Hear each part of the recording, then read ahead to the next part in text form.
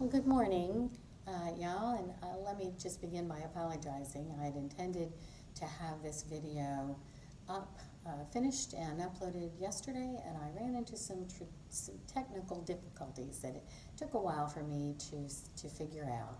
So I got a couple of videos done yesterday, but not able to finish yours until today. But I will get that link up for you, as well as your discussion board topic and your quiz that will go up today. So I want to just talk a little bit, just really briefly, in this first video about some underlying assumptions, I think underlying information for the course. And I really want to begin by talking about what we mean when we talk about gender.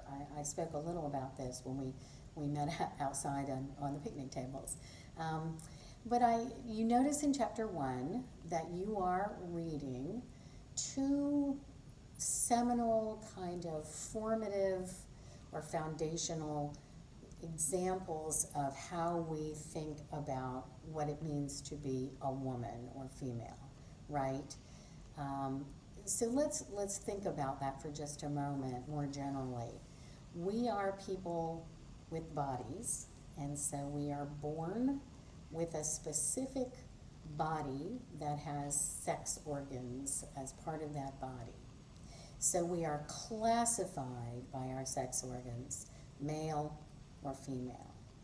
However, what that means in our culture, what it means to be a man, a male, a boy, or what it means to be a woman, a female, a girl, is that's defined culturally. We have defined over the centuries certain behaviors and traits that we assign to one gender or the other.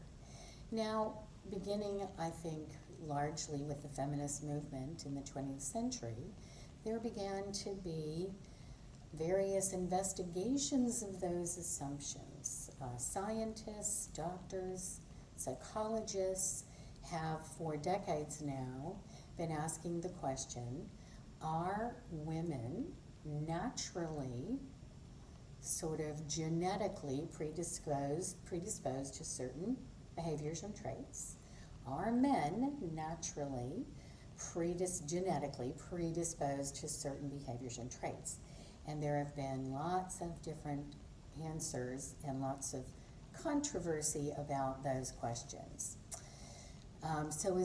Along with doctors and scientists and so on, psychologists, there have been writers who are philosophers, sociologists, and sometimes English professors writing about those kinds of questions as well, who have investigated the question of gender. This cultural construct, this definition that we've created, these traits and behaviors that we've assigned to male and female, how valid are they? And is it valid at all to have only two choices? Or should there be a spectrum? Is gender more as an identity more fluid than that?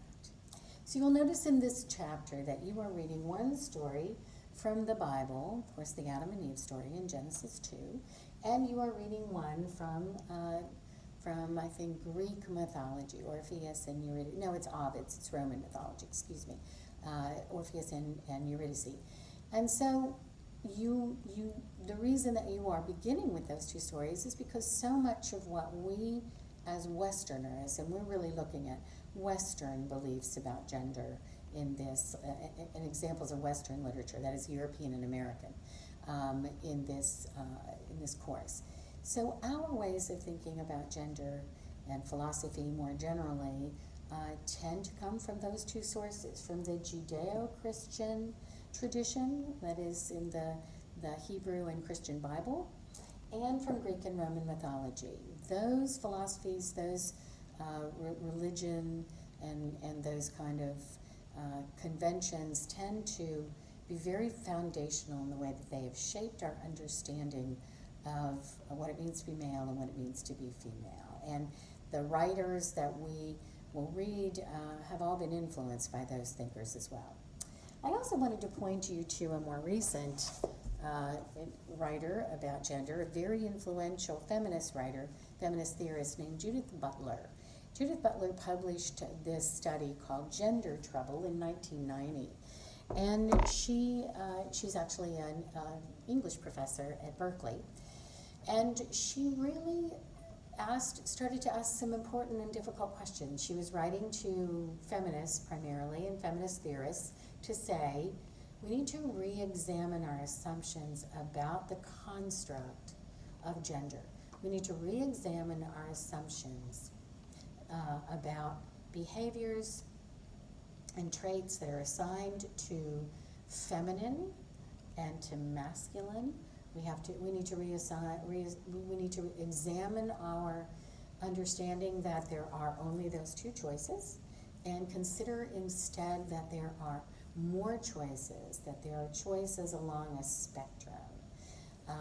And she was looking at queer identities, the gender queer identity that says, I don't have to choose one or the other. My gender identity is somewhere along the spectrum of both what we consider feminine and what we consider masculine. And that my gender identity might manifest itself differently at different times. And that's a valid identity. It's a valid assertion of identity. So Butler really opened up that conversation. So that's where we're beginning in the course. We're beginning by looking at these kind of foundational texts and what they tell us about how, societies and cultures for centuries have been identifying and assigning behaviors and roles to those two poles of masculine and feminine, right? So that's where we're starting, and then we'll go on from there. So I just wanted to get you thinking about gender and thinking about where our ideas about gender come from and how those ideas are changing. So look later today for your assignment, for your discussion board post, and for your first quiz.